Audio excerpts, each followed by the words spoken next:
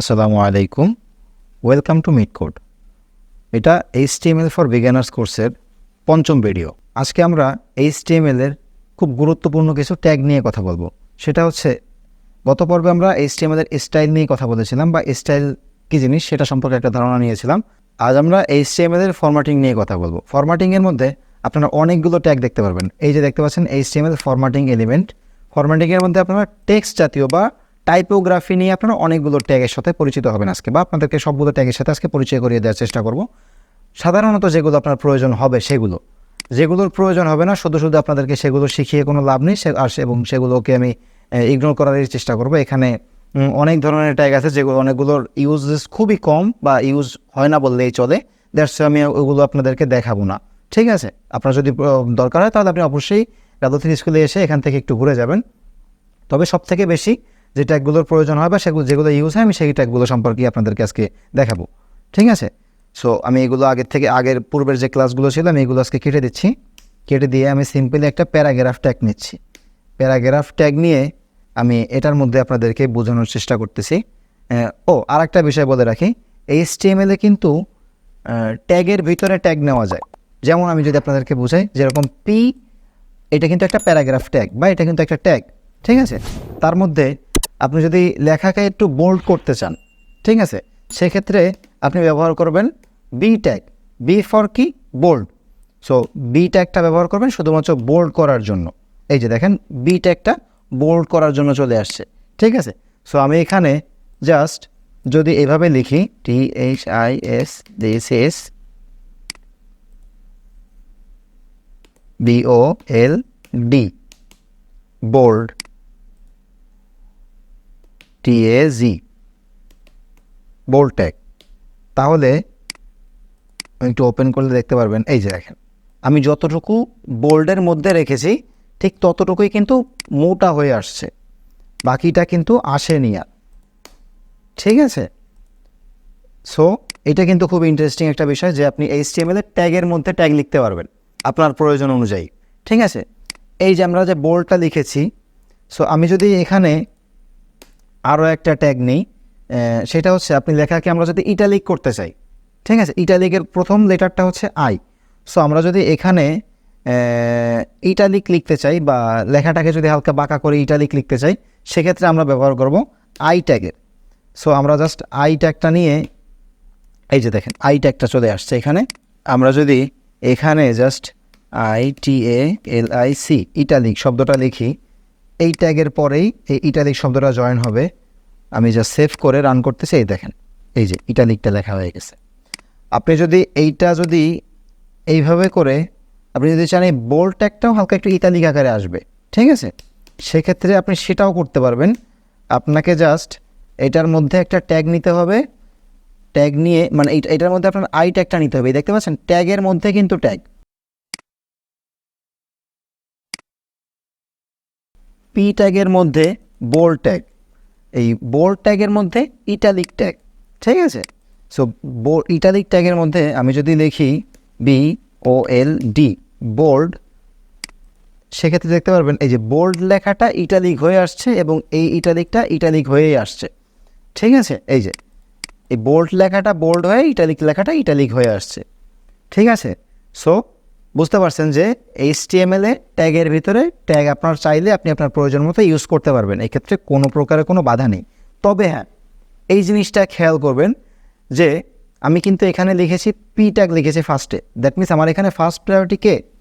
P, ঠিক আছে? আমার সব ট্যাগগুলো কিসের মধ্যে যাচ্ছে? পি ট্যাগের মধ্যে। ওকে, সো পি ট্যাগের মধ্যে আমি ফার্স্টে কী করতে যাচ্ছি?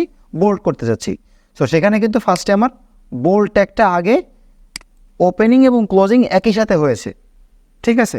এমন না যে আপনি এইখানে বি ট্যাগ ওপেন করেছেন, আপনি এইখানে আবার হচ্ছে এর ভিতরে যে আপনি বি ট্যাগ ক্লোজ করেছেন, এর বাইরে চলে আসছে মানে আই ট্যাগ, ঠিক আছে? এটা কিন্তু রং প্র্যাকটিস হবে, আপনি এটা কখনোই করবেন না, ঠিক আছে? আপনাকে এইভাবে মানে একটা স্ট্রাকচার মেনটেন করতে হবে। যেরকম আপনি এখানে দেখতে পাচ্ছেন যে এটা পি ট্যাগটা আমি এখানে ওপেনিং, এখানে ক্লোজিং, তারপরে বি ট্যাগটা এখানে ওপেনিং, এখানে ক্লোজিং, তারপর আমি আবার আই ট্যাগ নিয়েছি, আই ট্যাগটা এখানে ওপেনিং, এখানে ক্লোজিং করে এটাকে শেষ করে দিয়েছি। কিন্তু আবার এখানে যেহেতু বি ট্যাগের ভিতরে আমি আবার ইটালিক নিয়েছি, সো আই ট্যাগটা বি ট্যাগের ভিতরে নিয়েছি এবং ভিতরেই ক্লোজিং করেছি, ঠিক আছে? সো এরকম স্ট্রাকচারটা আপনাকে অবশ্যই মেনটেন করবে, এটা হচ্ছে একটা গুড প্র্যাকটিস, ঠিক আছে। আবার এটা যদি অন্যরকম করেন সেটা হবে না আমি তা বলবো না, কিন্তু এটা ব্যাড প্র্যাকটিস, আমি এই জন্য এটা দেখাবোই না আপনাদেরকে, ঠিক আছে। ওকে, সো এখন আমি আরও একটা পি ট্যাগ নিয়ে আপনাদেরকে আরও কিছু ফরম্যাটিংয়ের সাথে পরিচয় করে দিচ্ছি। সেটা হচ্ছে আরেকটা আছে, সেটা হচ্ছে আন্ডারলাইন, ঠিক আছে। আন্ডারলাইনটার ফার্স্ট লেটার হচ্ছে ইউ। সো আমরা যদি লিখি এটাকে THIS, দিস ইজ হচ্ছে আন্ডারলাইন হলো ইউ ট্যাগ। সো আমরা ইউ নিচ্ছি, ইউ নিয়েছি, এর মধ্যে আমরা লিখে দিচ্ছি UNDERLINE, underline tag, TAG, tag. এটাকে যদি রান করি তাহলে দেখতে পারবেন এই যে আন্ডারলাইন। তার মানে বুঝতে পারতেছেন যে HTML এর দ্বারা এবং এই ট্যাগগুলো প্রয়োজন পড়ে, ঠিক আছে। এই আন্ডারলাইনটা প্রয়োজন পড়ে, আপনার টেক্সটে ইটালিকটা প্রয়োজন পড়ে, আবার আপনার টেক্সটে বোল্ডটা প্রয়োজন পড়ে, বোল্ড প্লাস ইটালিক এটারও প্রয়োজন পড়ে, ঠিক আছে। তারপরে এখানে আরেকটা বিষয় আছে, সেটা হচ্ছে যে এই যে দেখতে পাচ্ছেন স্ট্রং, এখানে বলা হচ্ছে ইম্পর্ট্যান্ট টেক্সট। সো আমরা যদি স্ট্রংটার সাথে একটু পরিচয় হওয়ার চেষ্টা করি, আমি এখানকার কোনো কিছুই কাটতেছি না, আমি জাস্ট নতুন করে ট্যাগ নিয়ে এখানে নতুন করে ট্যাগ নিয়ে আপনাদেরকে বোঝাচ্ছি। এই যে দেখতে পাচ্ছেন স্ট্রং ট্যাগ, স্ট্রং ট্যাগের মধ্যে আমি জাস্ট বলে দেই this is a strong TAG tag.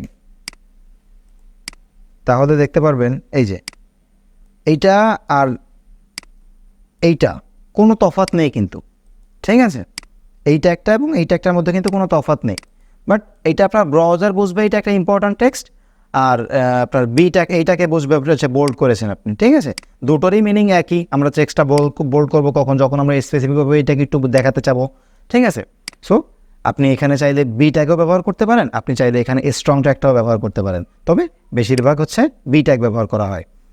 আবার ইটালিকের এখানে হচ্ছে ইটালিক, এটাকে আবার EM করেও লেখা যায়, আমি দেখাচ্ছি আপনাদেরকে।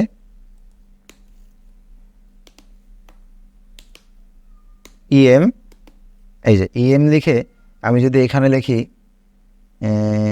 EM ট্যাগ, আমি জাস্ট এখানে EMTAG ট্যাগ যদি লিখে দেই, তাহলে এটাকে যদি রান করি, এই যে এটাও কিন্তু ইটালিক হয়ে আসছে, ঠিক আছে। এই যে এইটা আর এইটা কোনো তফাৎ কিন্তু পাবেন না আপনারা। সো এখানে কনফিউশনের প্রয়োজন নেই, আপনি যেটার সাথে বেশি ফ্যামিলিয়ার হয়ে যাবেন আপনি সেটাই ব্যবহার করবেন, ঠিক আছে। আমি এখান থেকে এই জিনিসগুলোর মধ্যে খুব বেশি একটা তফাৎ দেখি না, এটা HTML5 পরবর্তীতে দেওয়া হয়েছে। ব্রাউজারের কিছু আন্ডারস্ট্যান্ডিংয়ের কারণে SEOর পার্সপেক্টিভ থেকে দেখতে গেলে এই জিনিসগুলোর আপনার এইভাবে প্রয়োজন পড়বে, ঠিক আছে। আর একটা হচ্ছে আপনার ইম্পর্ট্যান্ট আছে, সেটা হচ্ছে মার্ক। সো আমরা মার্ক ট্যাগটাকে একটু দেখে আসি। ওকে, সো মার্ক ট্যাগটা ব্যবহার করার জন্য আমি যদি সিম্পলি মার্ক ট্যাগটা নেই, MA, এই যে মার্ক ট্যাগের মধ্যে আমি যদি লিখি সি দিস, এইটাকে যদি আমি এখন সেভ করে দেখি, এই যে দেখতে পাচ্ছেন যে সি দিসটা কীভাবে আসছে, সি দিসটা কিন্তু আলাদা হাইলাইটেড হয়ে আসছে। দ্যাট মিনস এটা মার্ক ট্যাগ ব্যবহার করে আপনি এমন হাইলাইট করতে পারবেন। এই যে কালারটা দেখতে পাচ্ছেন, এই কালার চেঞ্জ করা বা এই কালারগুলোর অন্য কালার করা সেগুলো পরের কথা, সেগুলো আপনার CSS দিয়ে আপনি করতে পারবেন। প্রোগ্রামিংয়ের ভাষায় করা যায় না এমন কাজ খুবই কম আছে, করা যায়, ডিপেন্ড করে আপনার লজিক বা আপনার চিন্তাভাবনাটা কেমন আছে বা আপনি কতটুকু স্কিল্ড সেই কাজটার ক্ষেত্রে, ঠিক আছে। সো দেখতে পাচ্ছেন আপনারা চাইলে এখন কোনো কিছু হাইলাইট করতে চাইলেও আপনারা করতে পারবেন, মার্ক ট্যাগটার সাথে আপনারা অলরেডি পরিচিত হয়ে গেছেন। সো এখন যদি দেখি আমরা এর মধ্যে এখন বাকি আছে হচ্ছে স্মল নামে একটা ট্যাগ দেখতে পাচ্ছেন। এই স্মল ট্যাগটা আপনার যে রেগুলার লেখা সেটাকে ছোট করে দিবে। SM যদি স্মল ট্যাগটার সাথে পরিচয় হন সেক্ষেত্রে দেখতে পারবেন আমি জাস্ট এখানে লিখে দিলাম স্মল, SMAL, স্মল। এটাকে লিখে যদি সেভ করি আমি দেখতে পারবেন এই যে আপনার এমনি জেনারেল যে লেখা তার থেকে এটাকে কিছুটা ছোট মনে হচ্ছে, ঠিক আছে। এটা তার থেকে কিছুটা ছোট, ঠিক আছে। আপনার এখানে আর বাকি আছে হচ্ছে ডিলেট ট্যাগ, এটাকে ডিলেট ট্যাগ বলে, যদিও ট্যাগ হিসাবে এটাকে DEL লিখলেই চলে আসবে। সো চলুন ডিলেট ট্যাগটা কি আমরা সেটা একটু দেখে আসি, ঠিক আছে। ডিলেট ট্যাগটা যদি আমরা দেখতে চাই সেক্ষেত্রে আমাদের জাস্ট DEL লিখে দিলেই এটারও ওপেনিং ক্লোজিং দুটোই আছে। আপনাকে জাস্ট এখানে আমি যদি এখানে কোনো একটা নাম্বার দিই সেক্ষেত্রে আপনাদেরকে বোঝাতে আর একটু ভালো হবে।